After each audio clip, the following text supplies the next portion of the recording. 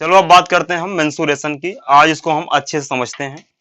देखो यहाँ पर क्या होता है, मेंसुरेशन में जो आपका इंपॉर्टेंट है आपका बेलन है, शंकु है, और आपका क्या आता है, गोला आता है।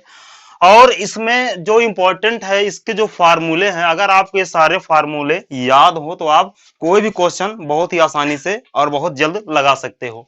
तो हम पहले बात करते हैं बेलन की। बेलन में क्या होता है, बेलन को इंग्लिश में बोलते हैं सिलेंडर। क्या बोलते हैं, सिलेंडर। आप लोगों ने मिट्टी के तेल का टैंक देखा होगा, वो कैसा होता है, बेलनाकार होता है। मान लो वो यही है, ठीक है ना। इसमें क्या होता है, जो बेस होता है, ठीक है ना, बेस क्या होता है आपका, वृत्ताकार होता है। क्या होता है, वृत्ताकार। और इसमें बेस को क्या मानते हैं, यानी बेस का अगर हम देखा जाए मतलब पूरा इसको मिला दो एक तरफ से दूसरी तरफ तो क्या होता है, वो बन जाता है आपका व्यास बन जाता है, ठीक है ना। अब व्यास का आधा क्या होता है, त्रिज्या होता है। क्या होता है, त्रिज्या होता है। और ये जो है, जो सर्कल बन रहा है, ये क्या कहलाती है, आपकी परिधि कहलाती है, ठीक है ना। अगर हम बात करें, अगर आपको इसमें मान लीजिए आपको व्यास दिया हो, क्या दिया हो, व्यास दिया हो, और त्रिज्या निकालना तो फार्मूला क्या होता है, d/2 यानी व्यास बटे 2 होता है, ठीक है ना। इसमें आपको एक चीज और बता दें, आपका क्या होती है, जो बेलन की लंबाई होती है उसे क्या कहते हैं, ऊंचाई कहते हैं, ठीक है ना।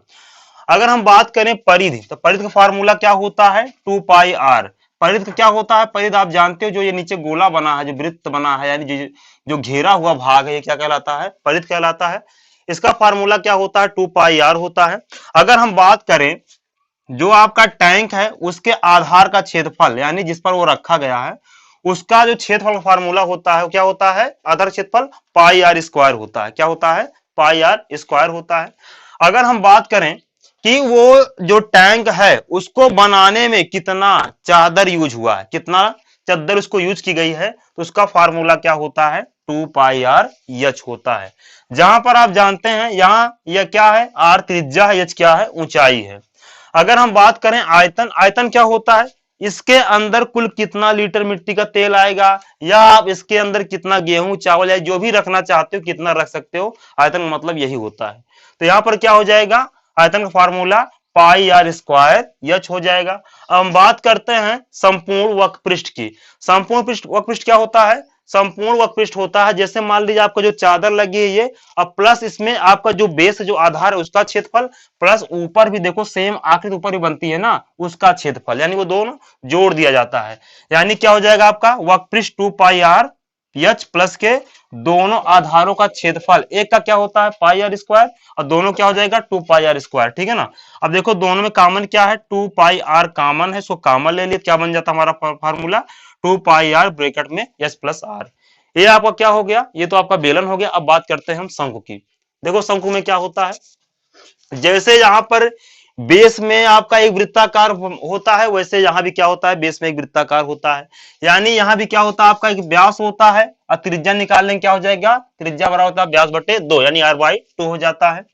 और यहां पर देखो इसकी परिधि क्या होती है, जो इसकी परिधि होती है सेम फार्मूला यहां भी यूज होता है, और सेम आधार का क्षेत्रफल जो यहां पर निकाला जाता है जैसे सेम वैसे यहां भी निकाला जाता है, ठीक है ना। इसमें आपका डिफरेंट क्या है, इसमें आती है तिर्यक ऊंचाई, क्या आती है, तिर्यक ऊंचाई, ठीक है ना। लेकिन यहां पर देखो अगर हम जो ऊंचाई है अगर इसको h मान ले, क्या मान ले, इसको r मान ले, तो क्या होता है, ये तिर्यक ऊंचाई अगर निकालेंगे इस वाला मतलब यहाँ पर बन जाता है आपका ये 90 डिग्री का या कोण बन जाता है, एक क्या बन जाता है, एक त्रिभुज आकार ग्रहण कर लेता है।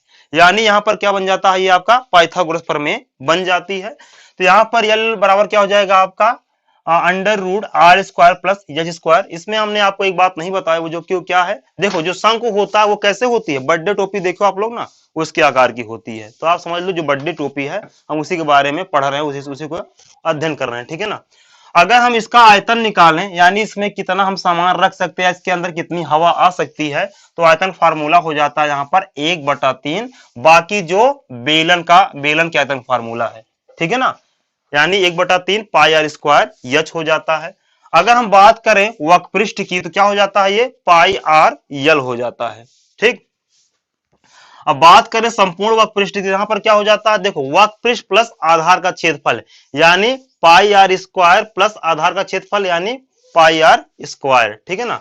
यहां पर देखो दोनों में कॉमन क्या है, πr कॉमन है तो अंदर क्या बचेगा, L प्लस आर बच जाएगा। ठीक, ये तो आपका शंकु हो गया। अब बाकी हम बात करेंगे आगे गोला और अर्धगोले के बारे में। ठीक, चलो देखते हैं गोला और अर्धगोला। ये आपका क्या है, गोला। और बात करेंगे हम गोले की।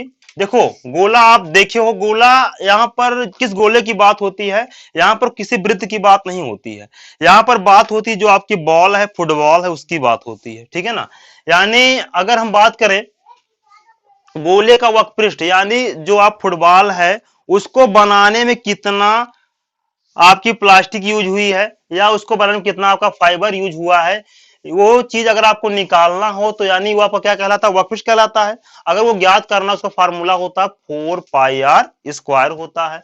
अगर हम बात करें संपूर्ण गोले यानी समूचा गोले के अगर आयतन की बात करें क्या होता है, 4/3πr³ होता है। ठीक है ना। अब यहां पर आगे देखेंगे अर्धगोला। अर्धगोला क्या होता है, किसी बाल को आप काट दो, जब काट दोगे तो क्या होगा, वो आधा हो जाएगा, यानी वहां पर एक आपका वृत्त ग्रहण कर लेगा, एक वृत्त बन जाएगा, और एक क्या होगा, वो तो एक अर्धगोला तो आपका रहेगा ही। ठीक है ना। अगर हम बात करें अर्धगोले के वक्रपृष्ठ, देखो क्या करना है आपको, इसमें 2 से भाग कर, वो आधा कर रहे हो ना, क्या करना है 2 से भाग कर देना है, तो यहाँ पर क्या हो जाएगा 2πr² हो जाएगा। अगर हम बात करें आयतन की, तो आयतन क्या होगा, यहां भी आपको 2 से केवल भाग कर देना है, पूरे आयतन में से क्या करना, पूरे आयतन में 2 से भाग कर देना है, तो यहां भी क्या हो जाएगा आपका अर्धगोले का आयतन आ जाएगा, यानी 2/3πr³ आ जाएगा। यहां पर देखो जो आपका एक समूच गोला होता है, समूचा गोला होता है, उसका वक्रपृष्ठ और संपूर्ण पृष्ठ दोनों एक ही होता है, लेकिन अर्धगोले में थोड़ा अंतर आ जाता है, क्योंकि यहां पर एक साइड, एक फेस क्या होता है, वो वृत्ताकार बन जाता है। ठीक है ना, एक शेप इसका वृत्ताकार आ जाता है, इसलिए यहां पर आपको क्या करना है, देखो जो आपका संपूर्ण पृष्ठ है, वक्रपृष्ठ है, क्या करना, उसका आधा कर देना है। ठीक है ना, प्लस उसमें जो वृत्ताकार जो भाग है उसका क्षेत्रफल क्या कर देना है, जोड़ देना है, यानी πr² क्या कर देना, जोड़ देना। इन दोनों जोड़ कितना हो जाएगा, 3πr² हो जाएगा। इसमें जितना बेसिक था हमने आपको बता दिया। इसके बाद इसमें आपको बचता है छिन्नक। ठीक है ना, उसको हम भी बताएंगे, आपको बताएंगे नेक्स्ट वीडियो में। फिलहाल अभी हम देखते हैं जो आपको ये फार्मूले बताए गए हैं, इस पर आपको हम कुछ सवाल कराएंगे। चलो देखते हैं सवालें। पहला सवाल है, कह रहा है एक ठोस अर्धगोले के ऊपर समान त्रिज्या 8 सेंटीमीटर शंकु के रूप में एक शंकु की ऊंचाई त्रिज्या के क्या है, बराबर ठोस का आयतन ज्ञात करो। देखो क्वेश्चन में कह रहा है कि एक आपका क्या है, अर्धगोला है, और अर्धगोले के ऊपर एक शंकु रखा है, और जिसमें अर्धगोले की त्रिज्या और शंकु की ऊंचाई दोनों क्या है, बराबर है। इस प्रकार बने ठोस का आयतन ज्ञात करो। ठीक है ना, तो यहां हम कर देंगे शंकु तथा अर्धगोले की त्रिज्या क्या है, दोनों बराबर है, इसलिए दोनों का क्या हो जाएगा, त्रिज्या r बराबर 8 सेंटीमीटर हो जाएगा।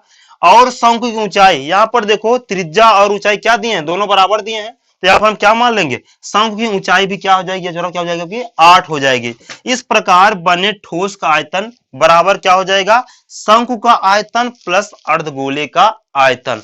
शंकु आयतन फार्मूला क्या होता है, आप देख लो फार्मूले, इसमें 1/3πr² h होता है, आपको रख देना है, और अर्धगोले क्या होता है, 2/3πr³ होता है, वो रख देना है। ठीक है ना, बाकी अब देखो यहां पर दोनों में कॉमन क्या है, 1/3 दोनों में कॉमन है, अब पाई देखो दोनों जगह है, वो भी आपका बाहर आ गया। अब देखो r² यहाँ पर क्या है, क्यूब है, यानी पूरा r² निकल आएगा बाहर, यहाँ पर निकलेगा, यहाँ पर क्या बच जाएगा आपका r, यहाँ शेष बच जाएगा, यानी ब्रैकेट में क्या बचेगा, h + 2r बच जाएगा। अब भाई क्या करना है, सबके मान को रख दो, सबके मान रखोगे तो क्या हो जाएगा, देखो 1/3 22/7, पाई का मान r² कितना, r का मान 8 है, तो r² 8 का स्क्वायर हो गया, प्लस h का मान कितना माने, 8 माने है ना, तो यहाँ 8 हो गया, प्लस 2 × r का मान क्या है, 8 हो गया। अब देखो आगे क्या किया है, देखो यहाँ पर आपको यहाँ से यानी चीजें आपको नोट कर लेनी है। 8 का स्क्वायर कितना, 8 × 8 = 64, इसको करो 8 दूना 16, 16 8 24 हो जाएगा। अब देखो 3 × 3 3 8 24 कैंसिल हो गया। अब क्या करना है, इन दोनों का गुणा करके क्या करना है, 7 से भाग कर देना है, तीनों गुणा करके क्या करना है, 7 से भाग कर देना है।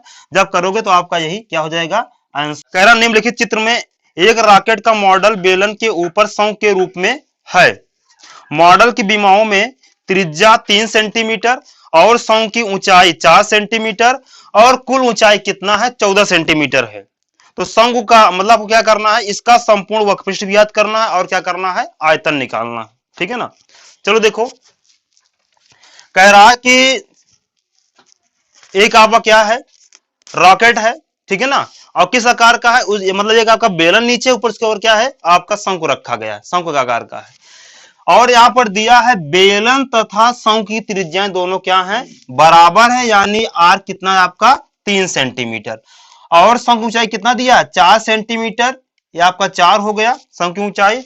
और इसमें कह रहा है कि पूरी ऊंचाई यानी बेलन प्लस शंकु की ऊंचाई कितना है 14 है, इसलिए क्या हो जाएगी, केवल बेलन की ऊंचाई कितना हो जाएगी 10 सेंटीमीटर। क्या करना है आपको, पूरे में से शंकु ऊंचाई घटा देना है, तो कितना आएगा 10 आएगा, क्या हो जाएगा ये आपका बेलन की ऊंचाई हो जाएगी। अब देखो शंकु का वक्रपृष्ठ, ठीक है ना, यानी वक्रपृष्ठ क्या, शंकु की तिर्यक ऊंचाई, यहां पर तिर्यक ऊंचाई होगा, शंकु की तिर्यक ऊंचाई, यल बराबर क्या होता है फार्मूला आपका होता है H square plus R square, ठीक है ना।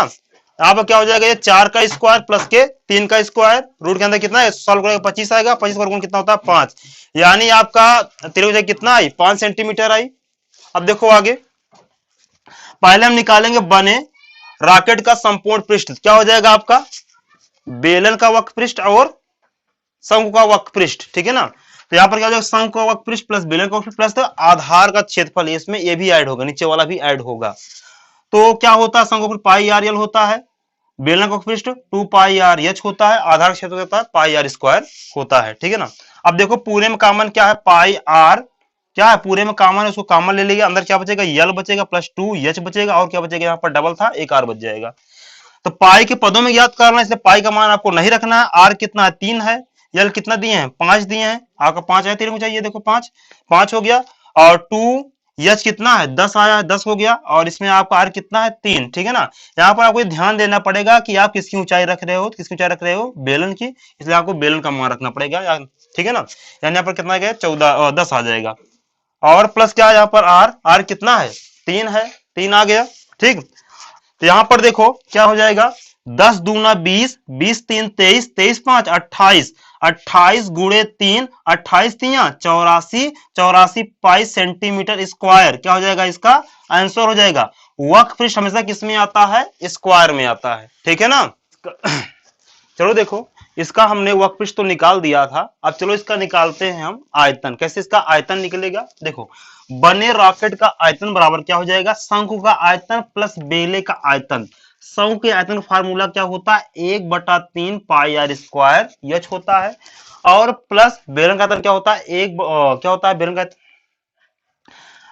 फार्मूला क्या होता है, पाई आर स्क्वायर एच होता है। अब देखो यहाँ पर सबका मान रख दो, 1/3, पाई का मान नहीं रखना है, और आर का मान कितना है 3 है, तो 3 का स्क्वायर कितना हो जाएगा 9 हो जाएगा ये। अब बाद में एच का मान कितना है, यानी बेलन का फार्मूला है, तो बेलन में एच का मान कितना है 4 है, तो यहाँ पर क्या हो जाएगा ये 4 हो जाएगा, प्लस प्लस पाई रख दो, आर का स्क्वायर कितना, आर का मान कितना है 3, यानी दोनों में 3 3, तो यहाँ 3 हो जाएगा। एच कितना है, बेलन को चाहिए कितना है 10 दिए हैं, तो यहाँ पर कितना हो जाएगा आपका ये 10 हो जाएगा। चलो इसको सॉल्व कर लेते हैं, देखो 3 एकम 3, 3 त्रिका 9, यहाँ कितना आया 3 आया, और 3 चौक 12, यहाँ कितना हो गया 12, और देखो दोनों में पाई कॉमन है ना, हमने पाई पहले कॉमन ले लिया, उसके बाद 4 3 12 लिख दिया है। उसके बाद देखो 3 का स्क्वायर कितना हो जाएगा, 3 त्रिका 9, और 9 दहम्मा 90, यानी कितना हो जाएगा आपका ये 90 हो जाएगा। अब इन लोगों को जोड़ दो, 90 प्लस 12 कितना हो जाएगा 102 पाई सेंटीमीटर क्यूब, ये आपका क्या हो जाएगा इसका आंसर।